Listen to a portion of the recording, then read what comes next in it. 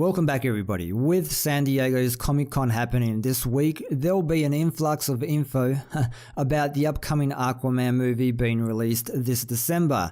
Here's the official poster for the movie. I've gathered a bunch of articles we'll be going over together, including what the movie will be about and what are some of the things we can look forward to. Let's have a look-see.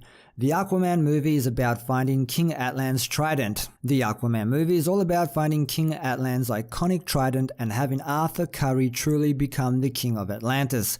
The long-awaited follow-up to 2017's Justice League is directed by notable horror filmmaker James Wan and stars Jason Momoa as the eponymous character. Although Aquaman is not an origin story in the traditional sense, it does serve as an introduction to the character's world, specifically his underwater kingdom, and it expands upon the story that first started in Justice League. Up until this point, Momoa's Arthur Curry hasn't been the traditional comic book character that people might have initially expected.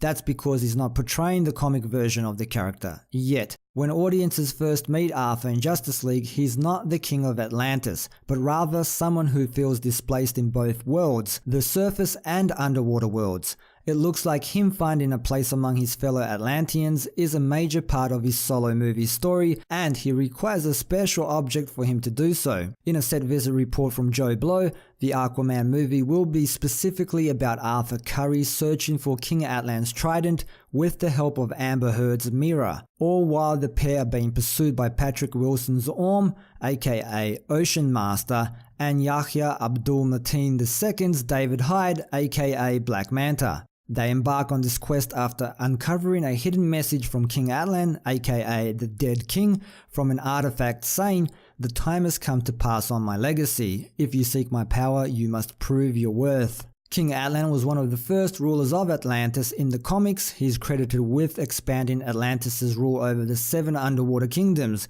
Years ago, the first poster revealing Momoa's Aquaman had the tagline, "Unite the 7. At the time, it was presumed that it was an indication of Aquaman uniting the core 7 Justice League members, but that didn't end up being the case, especially since there are only 6 Justice League members right now. However, a recent image from the Aquaman movie revealed that the tagline may have, in fact, been referring to the 7 underwater kingdoms. Momoa has previously said that Aquaman won't actually become the King of Atlantis until the end of his solo movie, which makes sense if the movie is really about finding Atlant's Trident, which may have been the character seen in the recent Aquaman trailer photo. It's an iconic weapon that's not only extremely powerful but also acts as a representation of the Atlantean king, which is why Arthur's half-brother, Orm, is also on the hunt for it since he's the current king of Atlantis. The Aquaman movie is truly shaping up to be an underwater adventure story that also has a focus on family. So we have a MacGuffin to drive the story forward. What are some of the other things we can expect? Well, there'll be a flashback scene. A flashback scene about how Arthur Curry discovers he can talk to fish in the Aquaman movie. Considered by many to be one of the most useless superpowers possible, Aquaman's so-called aqua telepathy has made him the butt of many jokes from professional comedians and casual comic book fans alike. This was largely due to the character's prominent position in the classic Super Friends cartoons, where his abilities were limited compared to the likes of Superman or Wonder Woman. Of course, Aquaman has far more to offer the Justice League than communicating with sea life, possessing enhanced strength, speed, endurance, and durability far beyond those of a normal human due to the requirements a life form needs to survive in a high-pressure marine environment.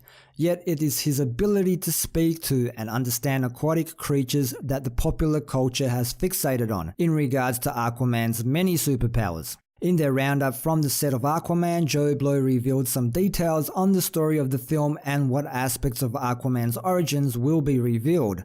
Chief among these was a brief description of how young Arthur Curry first discovered his power to talk to fish.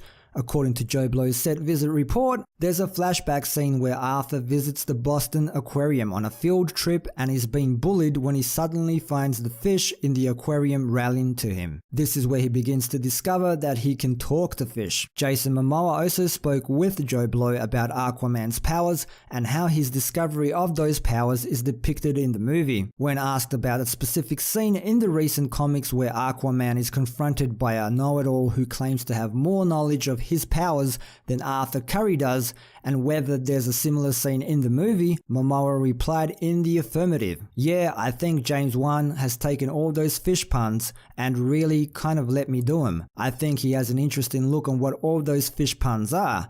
The more you look at it, I think it's not so much that he can talk to fish, but I think when you get to see what he can really do and how powerful the ocean is, I guess we'll see who's laughing then. Technically speaking, Arthur Curry does not truly talk to fish, though he is capable of having conversations with larger, more intelligent sea mammals such as whales and dolphins. The comics have established that his aqua telepathy is not specifically geared towards sea creatures. He's also been shown to be capable of commanding seagulls, but that his particular telepathic gifts are focused on pushing the simpler parts of the brain focused on motor control and reflexes. Given that fish brains are largely incapable of managing more than that and they have poor memories, as anyone who has seen Finding Nemo will remember, this does make it seem like Aquaman talks to fish when it's more accurate to say that he commands them. So there you have it, peoples. It will be interesting to see if they can take some of the more, lamer parts of the character and make it badass somehow. I like this idea of him commanding the sea creatures rather than him talking to them. It's a step in the right direction. Hopefully they nail it. Hey, at least he's not seaman. That's Seaman! Leave your thoughts down below, people. Who's looking forward to Aquaman? Will DC be able to course correct and get their shit together? As always, thanks for dropping by and for your continued support. Don't forget to like, share, sub and all of that good stuff. And until next time, see yous.